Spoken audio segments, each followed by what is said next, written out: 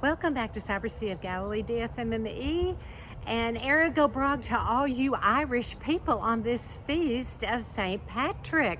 And so we decided to do this as a background. And if you take a lot of these branches, you could find crosses in them, since we're still in the season of Lent. However, we wanted to give you a green background. And here in Michigan, it's really hard to do that because we still have snow on the ground. However, the sun is coming out and it is melting it, but the grass looks pretty dead. But this beautiful tree is going to provide a little bit of background for our talk about a saint who was born many centuries ago in the Roman part of Britain at that point in time, in about the 6th century. And so he actually became a slave. He was taken over to Ireland because he was captured, and he came from a wealthy family, etc. But somehow he was captured and he was taken over to the Emerald Isle, and he watched those people and he did some work there when he heard the voice of God telling him to flee to the coast where a ship was waiting for him to take him back to England.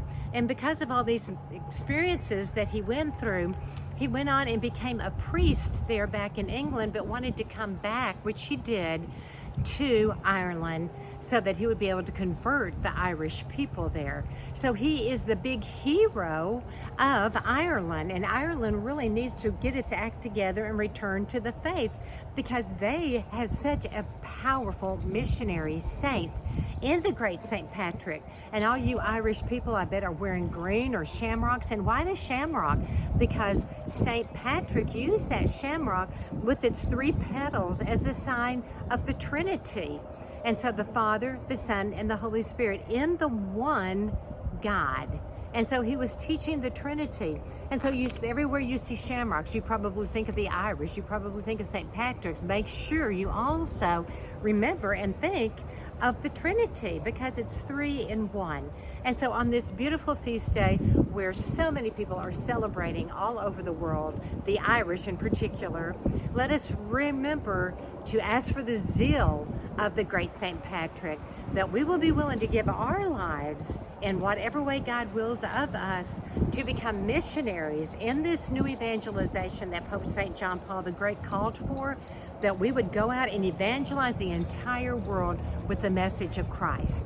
So, happy feast of St. Patrick's, and may you eat the Irish food, and we all know what that is, the corned beef and cabbage and anything else you can eat that's green, I suppose, and just have a beautiful, beautiful feast day. This is one of those moments in Lent that the church allows us to celebrate because of the great missionary zeal of good St. Patrick.